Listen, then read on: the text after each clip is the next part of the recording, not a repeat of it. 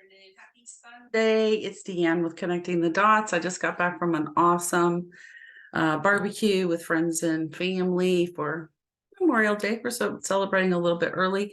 And just to remind you, Memorial Day tomorrow is all about those that gave their ultimate sacrifice for our country, those men and women in the service. And we need to remember, what they gave for us, because freedom isn't free, and they sacrificed a lot. Now, today I'm going to talk to you a little bit about pyramids. There's been a lot coming out about pyramids. I think we've been told that, they were tombs. Maybe not true. And there's so many of them. So we're going to get into why so many pyramids and what is going on with them, and see if we can draw some conclusions.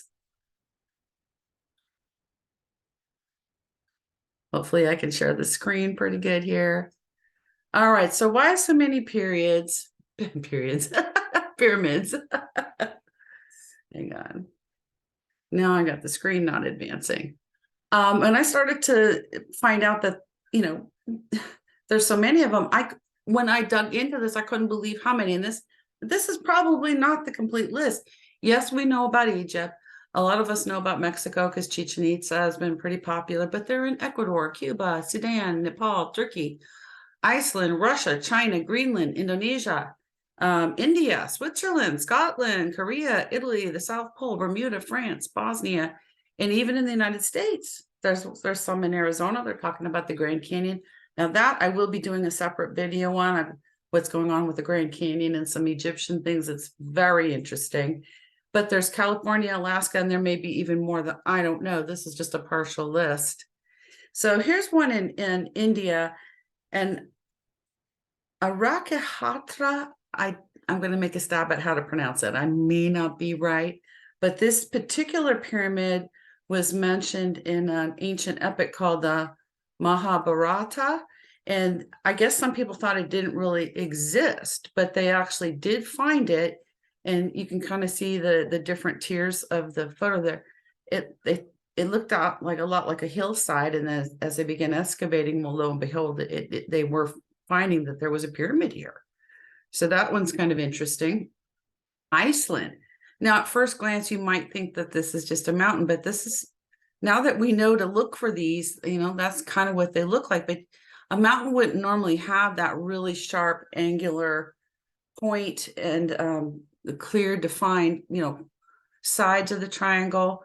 So this one is a basalt pyramid in Iceland.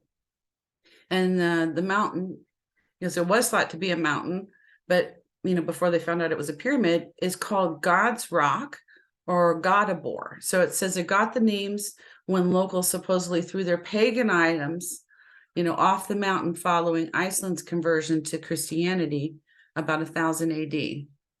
Now here's Greenland. Now this one's a little bit harder to spot, but because we've got like a bird's eye view here. But they do see the sharp angles, the clear base, and it came from a satellite. This one's in Korea. Again, they're still thinking that it's a complex of tombs. Excuse me, my nose is itching. But they're a little bit more flat top, but they're still pyramids. And then in Indonesia, again, these at first glance might just look like a mountain, but this is not something that really, this perfect shape doesn't really occur in nature too well. But there's one in Java and there's one in Gunung Padang. Pardon if I didn't pronounce that right, but these are very old. They're thinking this is like 20,000 years before the era of Christ. This one was found in Scotland. Again, you can see why it might easily be thought of just as a mountain, but it is a pyramid. Here's two pyramids here in Russia, and there's other pyramids in the Ural Mountains in Russia. Probably been there for a very long time, and that's something to consider. That's why they're hard to spot, because if they've been there a long time, they may have some erosion, and also the vegetation's taking over. In Mexico, Chichen Itza is a little bit more well known. It's actually considered one of the 7 wonders of the world. but there's also pyramids that they found in Guatemala. There's pyramids that they found in other places in Mexico. Now, Italy has several too. You've got the Pyramid de Santa Agata di Agati, and also some in Montevecchia, Italy. It looks like there's more than, it looks like there's at least two, maybe three there on the right. This is like from an ancient Roman time. There's a pyramid right there. You can see the shiny capstone and everything. And then here we have in India, they have a temple here. And then in France, now this one makes me a little bit sad because here's a pyramid in Saint-André. However, they took it down to build a freeway or a highway. So sad. That one is no longer in existence. China, this is one in China. Look closely. There it is. This one they've spotted in the South Pole. You can even see the shadow of it. It's quite pointy. These two were very recently found in Africa. And then in Norway, they've got some giant, very large sized pyramids in Norway.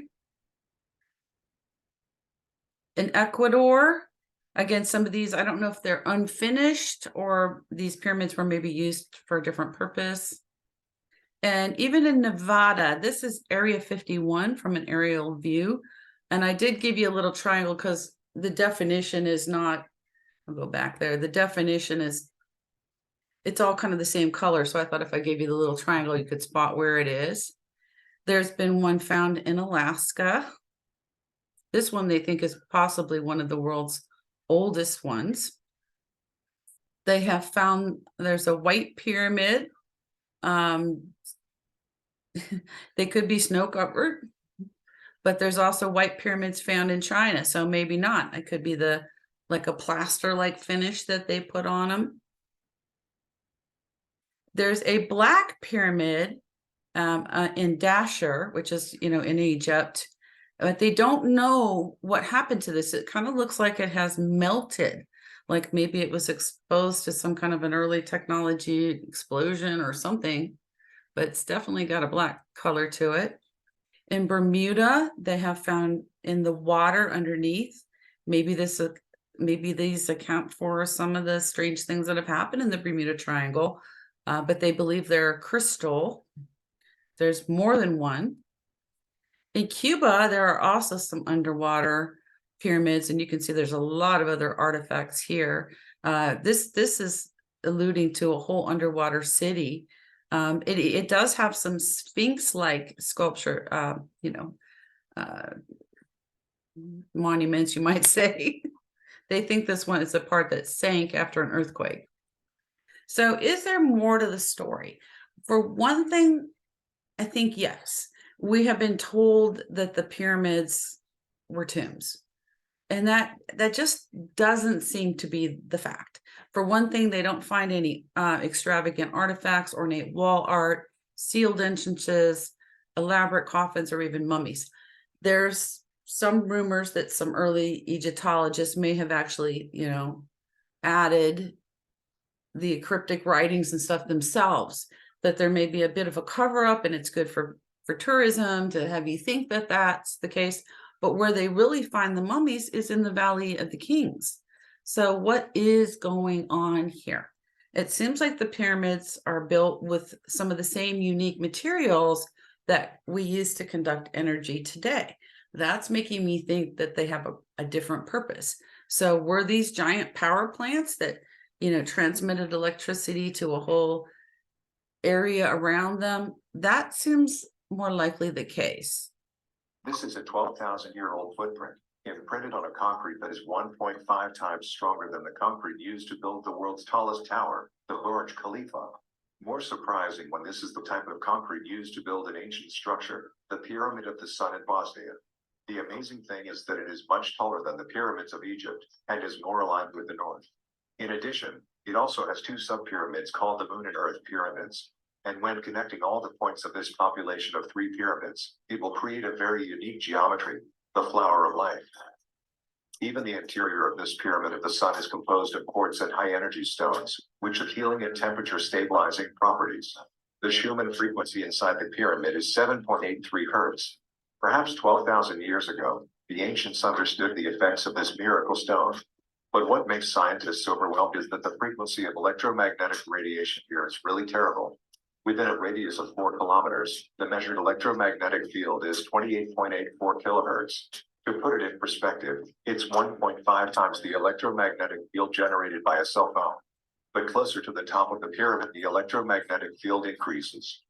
Moreover, at an altitude of 10 kilometers, at the top of the pyramid, it is powerful enough to create a medium that transmits electricity into the air. Perhaps it was a power station or a charging station for flying vehicles in ancient times of a civilization that has disappeared. Perhaps.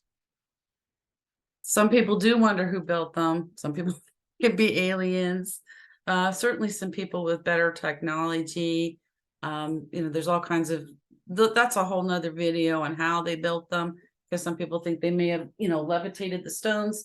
Some people think somehow they had a way to actually, kind of construct them like cement.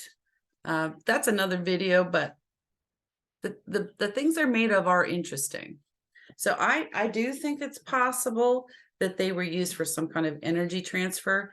And you do frequently see they are in groupings. 3 is a common grouping here. And very often they align with the stars. They seem to be very key positioned. Very, like, even when you see them grouped, they, like, for example, this grouping very much aligns with the Orion's Belt constellation. Here's another view of it. Just imagine if they were some kind of a power generating pyramids. And what do they represent? This is something it's a little bit more of a spiritual twist on it. It says pyramids equal big stars. Each big star represents a location on Earth, and souls on Earth equal the stars. So kind of goes either way. Each star represents a soul at their time of birth. We don't follow the stars, we make them. That's a quote from Vincent Kennedy. So that's one kind of, it gives me a little pause for thought. This I just learned too. The Greek meaning of the word pyramid literally means fire in the middle. So it comes from a word called paramis for fire, and another word, we do think of think of pyromania. You do know that pyro means fire, and then it's also synonymous with the word light. Then there's another word, pyramid, describes a measurement or a midpoint. So fire within, or fire in the middle. And there's a guy that's actually written a whole book on this called Fire in the Middle, James Ernest Brown. So that might be something you might want to check out. Tesla had a lot of thoughts about pyramids. Some people think he figured out the secret of the pyramids. And on the lower left, the bottom of that, you've got that rounded part, but it's connecting to a pyramid. So that's, something that it's an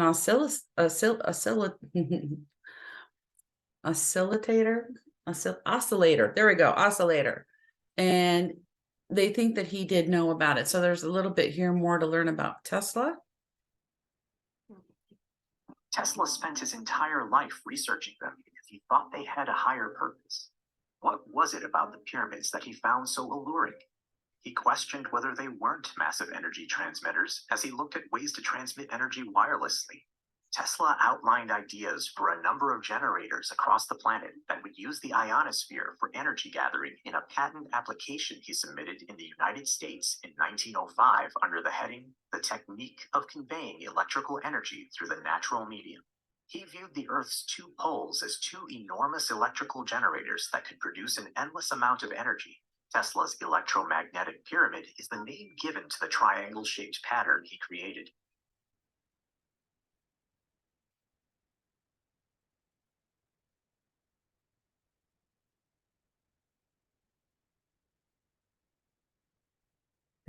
What this if way. the pyramids of Egypt were not just impressive architectural feats, but also a source of immense power? Nikola Tesla, the legendary inventor, believed that the pyramids were not just tombs, but rather a giant source of power. He claimed that they were capable of harnessing the energy of the earth and the cosmos. Tesla believed that the pyramids were designed to be perfectly aligned with the magnetic fields of the earth, which would allow them to store and transmit energy wirelessly. This energy was believed to be used for healing, communication, and even levitation. I hope you got the volume on that one. So what do they look like? Even if you look from above. So on the left, we've got the pyramid, pretty obvious. And then we've got a microprocessor on the right. But what's interesting is if you look at all the little rectangular shapes above the pyramid, you know, on the top, and then to the left, you've got some little square-like things. It looks really very similar to all the stuff surrounding the microprocessor. So this is another point that might lead to some energy-like features that they may have had. And then from above, this is you know, a circuit board type, another in a common power structure. And then down below in the reddish orange and yellow, what the pyramids seem to be hooked up. So this might explain why we sometimes see two of them or even three of them when in a grouping. And then we'll find out what's on top of them. Look at the stones when it gets close to them. Hieroglyphs. Hieroglyphs all over the top of that. Can someone read it? I can't. Yeah, each of those stones has got hieroglyphic things carved all in them clearly.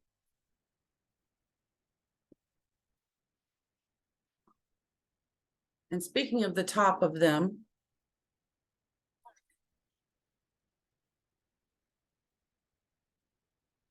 look at that. That kind of looks like a UFO, doesn't it?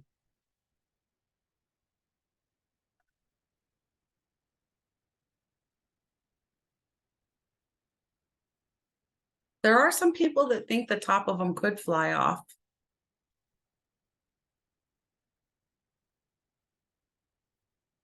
That would be very freaky if you came across it in real life. Why do archaeologists keep finding giant pools of mercury beneath ancient pyramids? Everywhere from Egypt, Mexico, and China. If you dig under an ancient pyramid, you typically find a giant pool of mercury, sometimes rivers of mercury. Mercury has endless applications in the field of energy production. The derelites in Egypt seem to be showing what's called a mercury arc rectifier. Here we see a recreation of the derelites. In the light, you even see the serpentine movement of the ionized plasma. So let's say they did have a mercury arc rectifier in ancient Egypt. What could they possibly be using it for? Did you know in the early 1900s they already had electric vehicles? This was before the petroleum industry took over everything. Some of these electric vehicles could go 100 miles on a single charge. And what do we see right here? Wait for it, there. That would be a mercury arc rectifier. I'm becoming more and more convinced every day the ancients had electricity. Which is another topic. Maybe they did have electricity. But in India, they often talk about vimanas, and they were some kind of a flying machine that the gods went around in. They do sort of have a pyramid-like structure, and they did operate with some kind of a mercury vortex engine. So, you know, that last thing that looked like a UFO, what was that, a Vimana? It was I mean, we have them in ancient writings, we have them in ancient paintings. It's really puzzling, and I don't think we've been told the whole truth here. This is another concept that's been kind of making its way out there. I don't know what I think about it, but the obelisk's shape, somebody suggested there may be a whole lot more beneath the surface. Maybe we're just the pyramid top that we see is just the top of a very tall obelisk. Now think of Joe Parr's experiments, who was an electrical engineer who developed the gamma ray transducer. So this guy was one of only a couple people to be able to spend the night, couple nights on top of the Giza pyramid, where he was taking measurements and trying to understand.